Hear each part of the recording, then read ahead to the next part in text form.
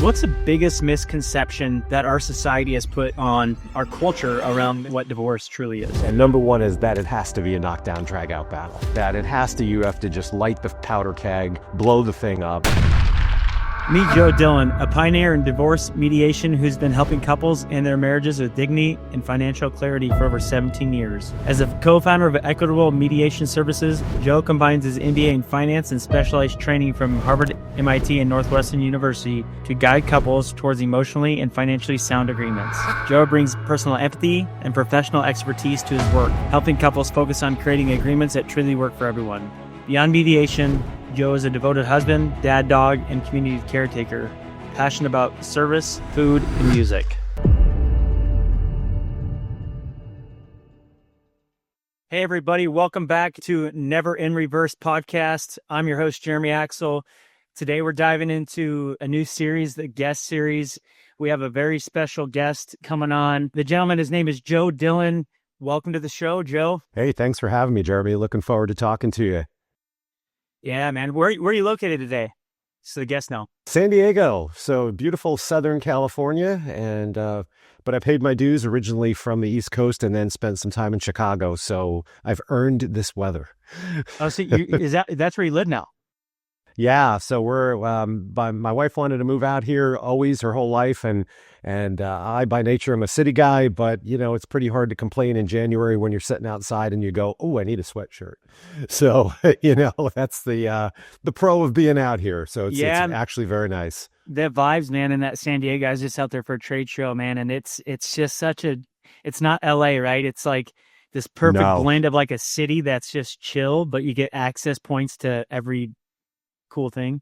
Yeah, absolutely. Well, viewers, we're going to dive into a very unique topic it's kind of very close to me today. First of all, Joe's with Equitable Mediation Services, and Joe, mediation services can bring up some kind of flaring perspective for our viewers to dive and listen to today. What is one thing of why they should tune in? Give me one reason. Well, you'll learn a lot today. I hope that, you know, there's conflict and there's compromise. And if you choose to look forward as opposed to reverse, and you focus on, hey, how can we solve this together? How can we move forward? You'd be surprised at how well even parties at opposite ends of the spectrum can work together. So I hope I share a little bit of that perspective and be able to give people some tips on just how to incorporate that in their own personal and professional lives. Yeah. And Joe, your background is in finance. Yep. And you flip from finance to mediation. That is like can you give the viewers where you came from? It looks like you went through some courses at Harvard, MIT. You have some certificates or specialized credentials there. Can you give them some authority around that for you?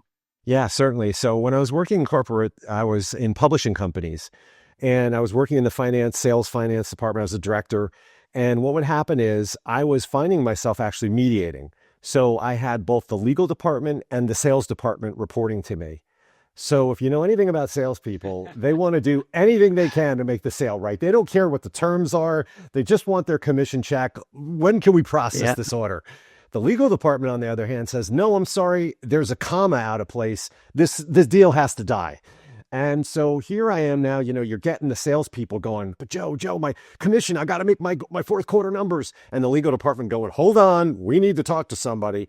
And I found myself in the middle of the client, you know, the customer in this case. These are multi-million-dollar subscriptions for technical publications. And they're just like, listen, Joe, we want to give you $30 million. Could you just figure this out on your end? And I'm trying to mediate between the sales folks, the legal department, the customer who's going, when can we get this product? Or we're going to take our ball and go home. And I found out that I really enjoyed being that sort of neutral, that peacemaker, right? Trying to make things happen, getting both sides to give a little, get a little, and make, in this case, the customer happy. So it kind of became a natural evolution when I thought about, I was working for a large company that downsized. I said, well, what am I going to do next here? And of all people, my mother-in-law said, I think you'd make a good mediator. And I'm like, what the heck is that? This is like 2007 or 2006, right? She's like, well, you know, you got this numbers thing. I have a friend who mediates. Maybe you should talk to her. So I did. I learned more about it. And I said, well, when you think about divorce, not to be coy about it, but really it's a financial contract with a parenting plan. And that's where, MBA in finance, a lot of high stakes negotiations. I'm like, well, this is right up my alley. Not to mention my parents litigated their divorce. So they did the opposite of what I like to do, is keep people out of court. So in a weird way, it's like, dude, mine was a verbal beatdown. I was young, and it was, I don't know if you watched our episode before. We had a topic on this discussion just around that. It's like, there's an art to this, right? Yeah. And I think that we all lose sight of that inside of our emotional selves, or Right.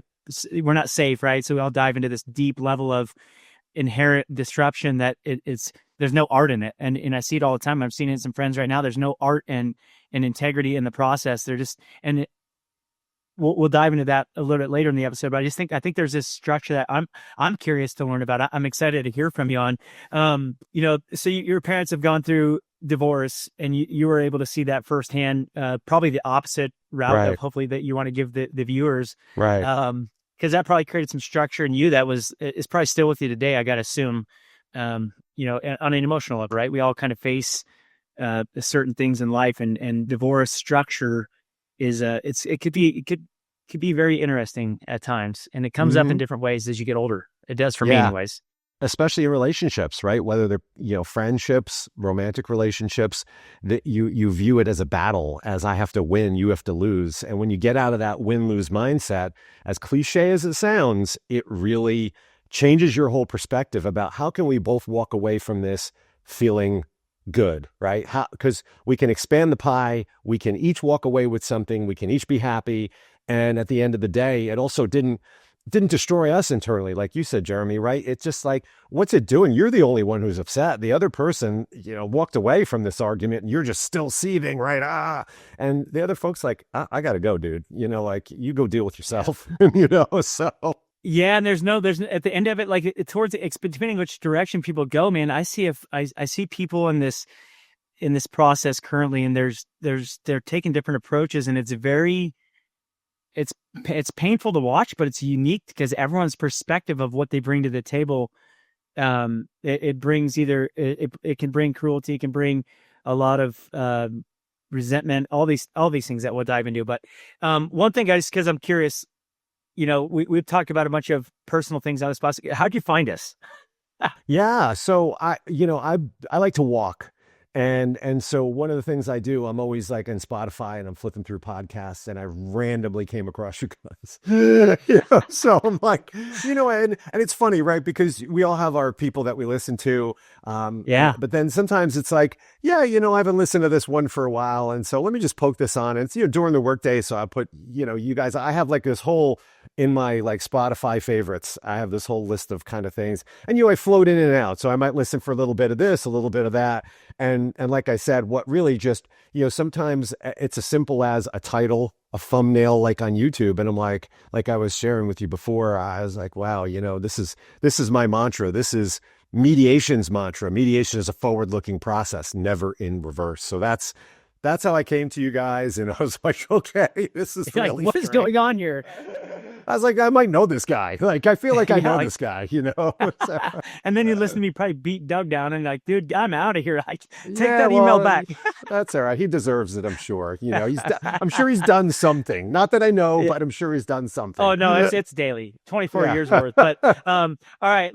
Thanks for sharing that. All right. So guys, we're going to dive into Joe's expertise, and I'm super excited to learn about like what your experience is with all the probably the perspective that you've gone through with your clients, and maybe some personal stuff, right? Like the emotional landscape of divorce is kind of like it could be beautiful. I think it's an art, man. It can be done very well. Yeah. It can be done very elegantly, strategically, safe, right? So I want to just have you dive into what led you to this work. That's what led you here, besides just being the mediator with what you shared. What else? What was passion? I mean, this is a big jump from sales and legal and being in the middle to this. That's a whole different animal. Yeah. I think a lot of it, one of the things, and if you haven't been under a rock lately, you probably noticed that the world is kind of on fire, right? Everybody is screaming and yelling at each other. Nobody's really listening. No one's hearing the other person. And at the end of the day, if you really sit down and listen and you think about who that person is, there's really a lot of commonality. We're a lot more alike than we are different. Now, let me share a personal story. I was sitting in a restaurant. I was traveling at the time, and I'm sitting in a restaurant in Hong Kong. And it's a Friday night. It's the night before I'm about to fly home. I've been gone for 3 weeks, and I'm just exhausted. I'm sitting there in this restaurant, and I'm thinking to myself, man, I can't wait to get home and get a burger because, this food's good and all, but I'm tired of eating eel and sea urchin and, and all this stuff, right? It's Squid delicious. teeth, I had that. Right, so I'm sitting there and I'm looking around, and I kid you not, I could have been in an American restaurant on a Friday night. There's a table of girls all giggling, pointing at a table of boys. There's a young couple with a baby like playing peekaboo. So now I'm playing peekaboo with the little kid, right? Nobody speaks my language, right? I look a lot different than everyone else. There's an older couple. They're just enjoying their soup, just sitting there quietly. And I'm thinking to myself, oh, man, this is like back in 99 or 2000, whenever this was. And I'm just like, man, you know what? People are really all the same. Look, here I am, literally halfway around the world, and it is the exact same thing that would be happening in America on a Friday night. And I took that lesson with me, and I said, I'm going to make a conscious effort to start looking for commonalities, for similarities, for bringing people together rather than pushing them apart. Because, man, at the end of the day, I've met some nice people no matter where I've gone. We've had political differences, religious differences, zealous conversations, but then they've had me over their home for dinner, right? And you're just like, that can happen if you're willing to do that. That's what mediation does for you, in that it says, look, let's treat you as a human. Let's look you at as a person. Let's figure out what we're both interested in achieving here rather than digging into our positions. And that really was kind of, I think, the touchstone moment for me, which then brought me forward into this in these situations with divorce to say, look, you're going to co-parent. You're going to go on to marry other people. I want you to leave this space as good, air quotes, as possible so that you can go on and continue to be positive and productive. And I really bring that to people because it's going to burn them if they're not careful. They're just going to drag themselves down for the rest of their lives. And man, if we only got one spin on this planet, I want to make sure it's a good one, right? I don't want to burn my life down worried about it. So that was the defining moment for me. Yeah, man. It's funny that you bring up this. I got a friend of mine here in Denver, and he has a nonprofit, and it's called The Longest Table. A mile long, all strangers eating at the same table. It's great. And you just show up as you are.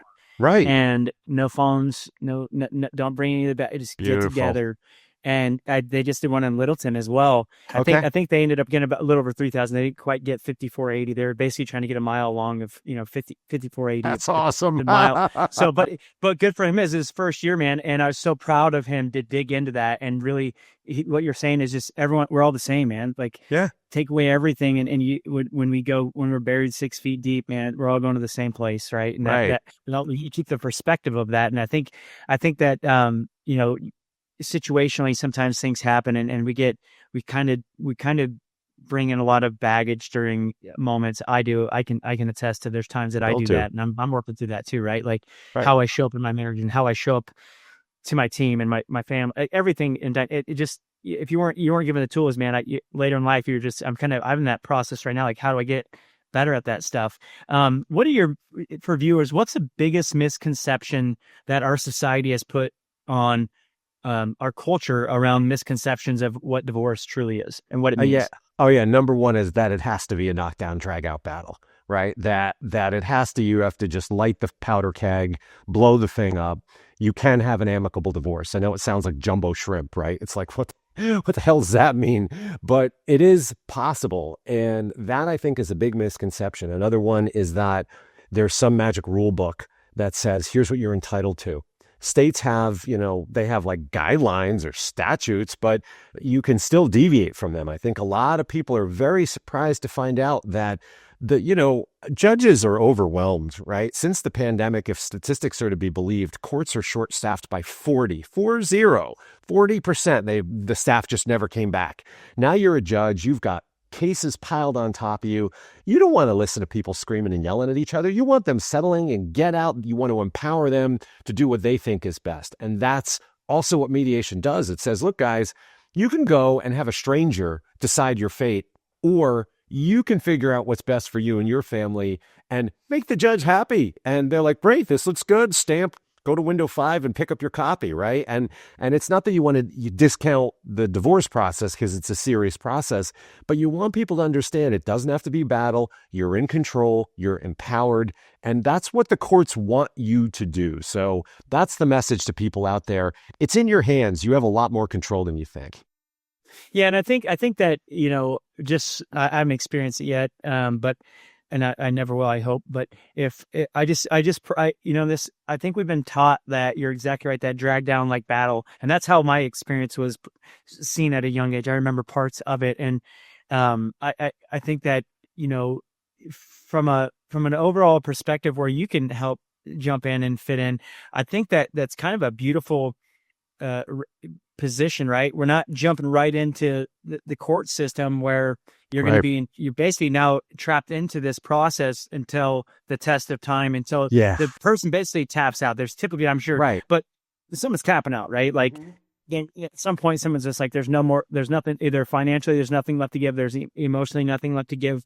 And I'm seeing that with people that I surround myself in life right now with in some groups I'm in, and I'm just watching these people that are going through these process, and it's there's nothing left in them. They're almost like a skeleton. And how are you any good to somebody else then, right? If you have no battery left, you can't be a good friend. You can't be a good husband or wife, coworker, right? You've got to really, and I think the important point, Jeremy, is that people fail consistently to protect themselves. All right. We all have to say no. We have to learn to say, listen, I can't do that. I'd love to go out with you on Friday, but I'm just tired. And that's okay, right? By recharging those batteries, it gives us more energy to make better decisions and to recognize, like we've been talking about, like, am I really in a good headspace to have this conversation? Or should I just tap out and just go, listen, I hope you understand, I really can't have this conversation right now, but I promise we'll pick it up some other time, because if I have it now, it's not going to go well, Yeah, and that space is I think that's just kind of the integrity position of like divorce and what that looks like, and approaching these things with a keen heart, right? Yeah, that's integrity based, right? Not every relationship is meant to work. It's not. Right. I know that we all desire that intimacy, but I think that there's stages in this, and I think that the for viewers, people that might be struggling in certain parts of life, the integrity round of going through something and in divorce is like, it's got to be like you can help kind of facilitate that if they're open to it, right? Like, is that where you come in? So you're not just going strictly to, you're kind of given this nice buffer zone before critical decisions are made, right? Like, hey, let me come in and bridge some gaps that you might not be seeing because you're emotionally distracted, or you got anger that's kind of captivating in a tunnel. You got tunnel vision, right? Like, I know what that feels like.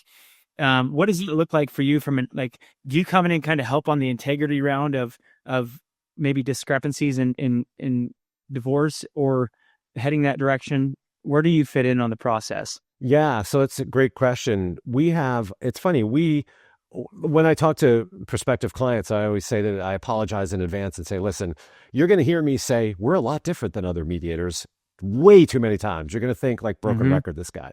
Yeah. But, having been mediating 28 years, you get into this place where you understand the pitfalls and the traps and how important the process is. So one of the things that we do a lot differently is, to your point, before we even get into anything, we do a 1-hour strategy session where we say, okay, what are all the issues on the table? What are your grievances? What are your grievances? What do you want to work on? What do you want to work on? And what order do we want to work on these things? So now I have buy-in right up front that says, look, here are all the things we're going to cover.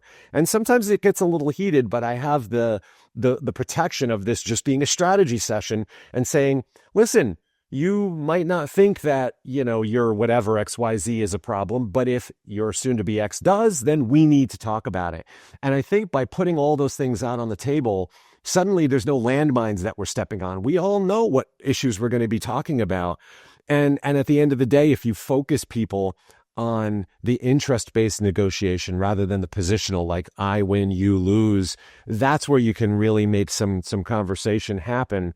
And one of the things that often happens, and you'll smile at this, and feel free, I have a rule: if I say something you like, you got to quote me on it 3 times. Then after that, it's yours. And so, oh, absolutely. I Give say me some one-liners. Doug takes all of his dad, so I'll take some of yours. There you go. So the phrase I say to clients, I go, you know what, you guys, you're in violent agreement. And they stop and they look at you and they're like, what?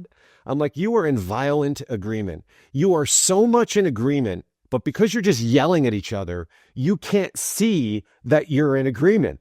And then they stop and I go, you, what do you want? Oh, well, I want to make sure our kid does well in school and isn't overscheduled. You, what do you want? I want to make sure they get into a good college. Well, how do they do that? By doing good in school. Well, how do they do that if they're not overscheduled? Oh, and then there's this moment, right, where people are like, oh yeah, okay, so we're both in agreement. They only play one sport. Yes, you are. So, and that happens, Jeremy, over and over and over. But it's because when they're yelling, you're in violent agreement, right? And that's where we try to get them to understand that when they do that, there's usually that aha moment. We're moving forward, they can sometimes get to that by themselves. But it's that, like you said, that fleshing out up front and getting those things out on the table that I think really helps and brings them together to say, we're going to do this, right? This is what we are going to talk about, we collectively. Yeah, and I think the art of that, like I think there's a book, Art of Negotiation, and just using that integrity side of life, being either in integrity, out of integrity, right? Like, what does that truly mean? And just getting people to show up with that baseline, because sometimes viewpoints are not in integrity, right? We might have some baggage that we're human. We're all human, right? We bring stuff around this.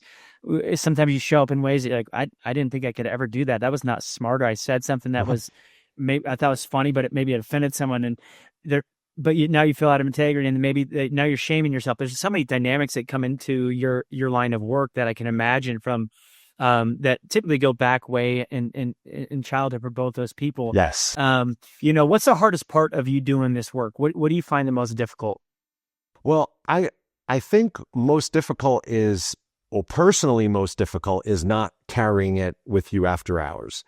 As a human being and as an empath and as someone who is a peacemaker, I really have a difficult time when I'm sitting on the couch watching a baseball game, thinking, just keeping my mind clear rather than, man, I can't believe what happened today. Or, oh boy, those poor kids. Or, like, you just know you don't want this to be, especially when children are involved, you don't want the specter of their parents' divorce impacting them in the way it impacted me and may have impacted you, because as an adult, it takes a very long time and a lot of work to undo that damage. But your parents don't realize it at the time when they're in the middle of their storm, that it's really, it's raining on you too.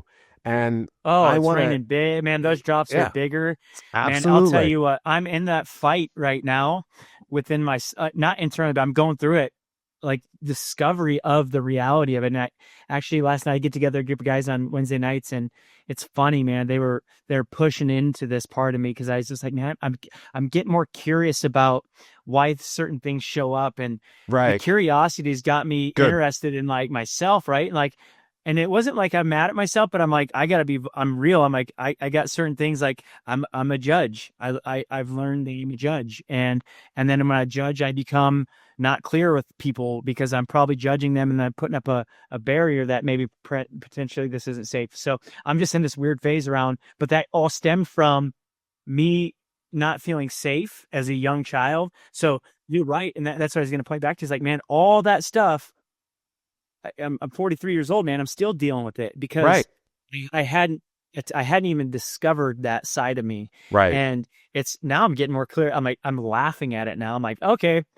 The other day, I did something and I go, man, I'm sorry. I part of me is my false self is I'm a judge. Like I tend to do that. And I think it was, and then I was going through that last night, just discovering why, where did that come from? I mean, we're digging in. I'm like, oh man, that makes a lot more sense. Yeah. So I just think that, in terms of what you could see around life in as a child is you're right. Those raindrops are bigger than you think. Mm-hmm. The storm is big.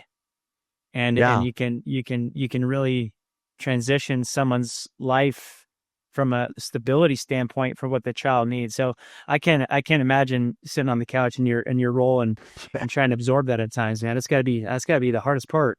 It is. And you can't, there's a couple of sayings in our profession, right? We have a lot in common, even though I'm not a mental health professional. We have a lot in common with therapists, whereas the therapist, and myself, we're sitting on the outside observing this behavior, and having been doing it so long, you watch the patterns, you know where this thing is going, right? The couple might not, but you know exactly where this train is going off the tracks. And it's really hard in the therapist world, the phrase they use, you can't get in the box. Right? So you have to visualize a couple is inside a box, standing in a box, and you're outside the box. Like as a mediator, you're outside the box. But sometimes you want to just get in the box and shake people and just be like, what are you doing? You want to fix them, right? Like we're guys, like, let me fix you, dude. I know what's wrong with you. I know, but they have to, right? If they don't make the fix, if they don't make the solution, it's not going to stick. Think about it as a kid, right? When your parents told you what to do, you're like, screw that. I'm doing the opposite. But when you came up with the idea yourself, you're more likely to adhere to it. And that's ironic about mediation. One of the things that you see statistically about mediation is that when you talk about a mediated divorce versus a litigated divorce, the adherence to the agreements is far higher. It's like 20% for litigated versus 70% for mediated, because it's real hard as a person, when you look at a person as a mediator and they say, well, this is unfair, and you can look squarely at them and say, well, you developed this, you agreed to this, you negotiated this. So if it's unfair, that's on you. And people don't like taking responsibility. They want to blame, they want to point fingers. And like we were just talking about, it's really hard to look at yourself. You don't want to look at yourself in the mirror very much.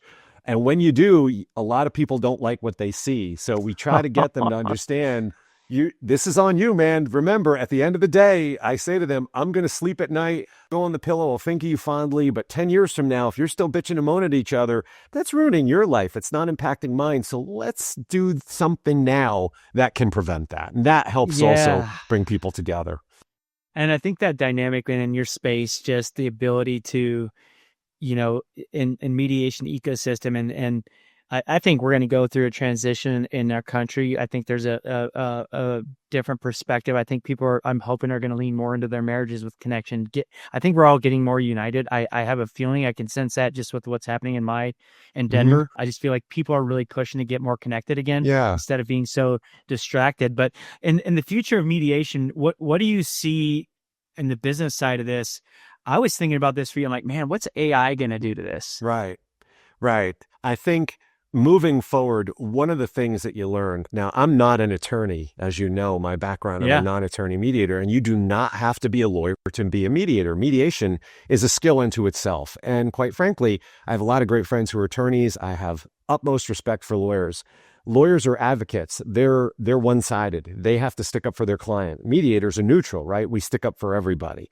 In terms of neutrality, in terms of AI, in terms of these kinds of things, I think with the proper guidance that maybe not right now, but maybe 5 or 10 years from now, you're going to be able to see systems that will be able to guide people through these negotiations, ask them those questions, help them evaluate those options. That's what humans do well, right? Critical thinking. When we develop options, we throw a bunch of options on the table and I say, okay, let's not choose what's right or wrong, right? There's no good or bad ideas here. They're just ideas. If we remove the emotion from the idea, it's not a position, it's just an idea.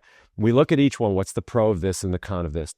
Now we weigh them, right? We go through a whole process. I think you'll see as technology gets better at critical thinking, it'll be able to help people evaluate that. Where I do think you have difficulty, and this is it's an entrenched issue, is the court systems are not exactly modern. They're not built to be technologically adept or cutting edge. They still are upset if you staple something versus paper clip it. And you're just like, really? This is why you're going to reject this divorce, because there's a staple in it? Yes. That's where we're still at. Unfortunately, some states are better than others. Some lead, some follow. if we can get past that part of the process and we can let people and empower them to make their own decisions and give them enough information, then I think we'll be okay. But unfortunately, I think the legal profession is so entrenched in defending, protecting, advocating. You can't compromise. You have to get X, Y, and Z. And most people are like, you know what? I'll say to folks, okay, do you want to go to court over child support you've got a 10-year-old, so you're going to get child support for another 8 years, and you're going to get another $10 a month. Do that math. That's $120 a year times 8 years. That's about $1,000. You're going to spend $25,000 to get $1,000. Or do you do it? They'll do it. And you're like, just take the less money and walk away, right? But no, we have to win. So I think if we can get by that, and technology, because it's passive, right? It doesn't take a side. If you've ever used I love when I use Claude, and it's like, that's a great idea. You're fantastic. You're like, yes, I am. Right? Because I know, right? You got no. But dude, I think you're right. I think but it, you said something earlier it's dear to kind of where I'm going on discovery, taking ownership in yourself first. Yeah. Man, if we as a country, Jeremy, can do this. Right. I feel like that is going to make a bigger impact around my circle. I'm responsible for myself and go through this thing. I'm trying to take a lot of ownership around me, and that's what I'm going through right now. It's I statements, I can do this. And so now what I'm doing with my kids, and I'm instilling in them the I statement. I walk through when they make a decision. It's is it me or is it you? Whose decision was that?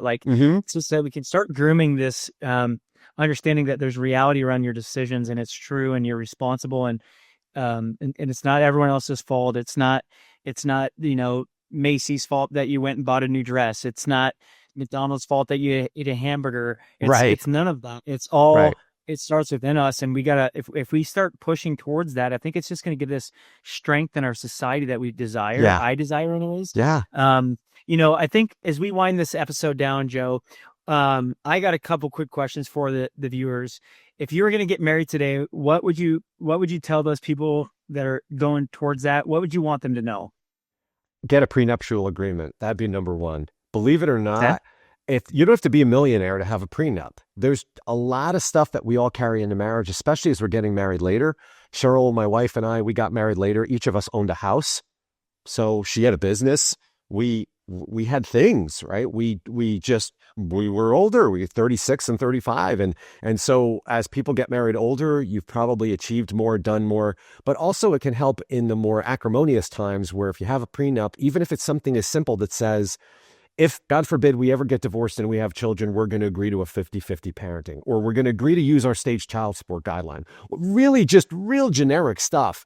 I think that's a big help. And also along those lines, talk about money and money styles. I can tell you time and time again, there's a lot of things that happen when people come into our office. There's two things, and they both revolve around money. One, different spending styles, right? There's always a saver and a spender in a lot of relationships, and that creates friction.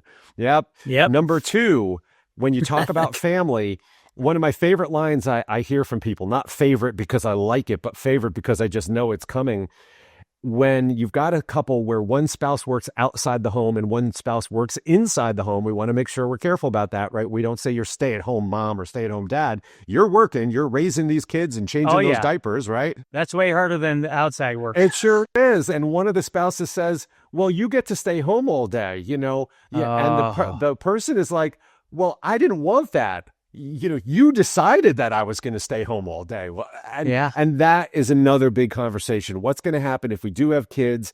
I would say definitely do the very best you can to maintain your career, your independence, and be your own person. So and again, because that's financial independence, it's social independence, it's keeping your role. Right? You went to college, you wanted to build a career, keep going at that. I see a lot of those things if people fall apart on it, and it's unfortunate because if you had that talk, you could have avoided it. The what I'm hearing from you is the front end, the art of negotiation before you get married is so easy. It's so much easier.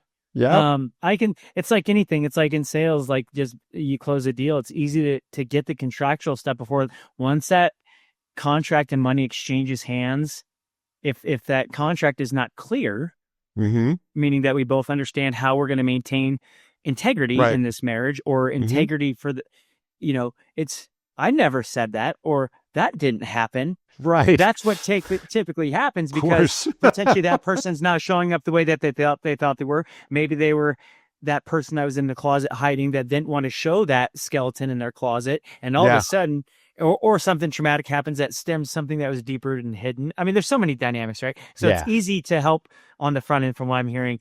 And then more for the purpose of kind of your role in your career, what if someone's going through a hard time right now that's potentially leading to divorce, what was something that would be really good for them to hear, that you think that, it doesn't have to be the end of the road, right? Right. It doesn't have to be the end. It doesn't have to be a permanent, right? But what would be something that you would give them advice on? Because I personally see divorce is much harder than working at the marriage, but sometimes there's things that are out of your control. But what's one thing that you think people would want to hear that are going through this process? Either they're just in the discovery phase, doing their due diligence, or in the middle of it and they need help. I'd say to them, this too shall pass. As terrible a time in your life this is a low point, it's a significant trauma. You have one life. You will get through this. Again, putting aside the emotion, you have an interest in moving forward. You have a life to live. You might have kids to take care of. You may meet someone new. This doesn't have to define you. This is the point in your life. Yes, it's a low point, but as cliche as it sounds, right? It's be glad you had this time. It may be that you simply outgrew this person and you're now going in different directions. And now what a wonderful opportunity to rediscover yourself, and perhaps to discover someone else who is on the same journey you are and will meet you in the place you currently are. And then the two of you will carry forward. I don't want to discount anyone's divorce by any stretch, but I do want them to understand that they will get through it. They will survive. It is a traumatic event. There's no question about it, but there is a lot of life ahead of you. There's a nice, bright horizon. It's hard to see it in the clouds right now, but you will get there if you just keep on moving forward. Well, Joe, thank you so much for joining us on this episode of Never in Reverse, being our first guest in this episode. Your perspective on navigating one of the life's most difficult moments is that's great. If you guys like what you heard, you can follow Joe on LinkedIn, Facebook, Instagram. He also has a website. Again, his business name is Equitable Mediation Services. I'm your host, Jeremy Axel. Never in Reverse.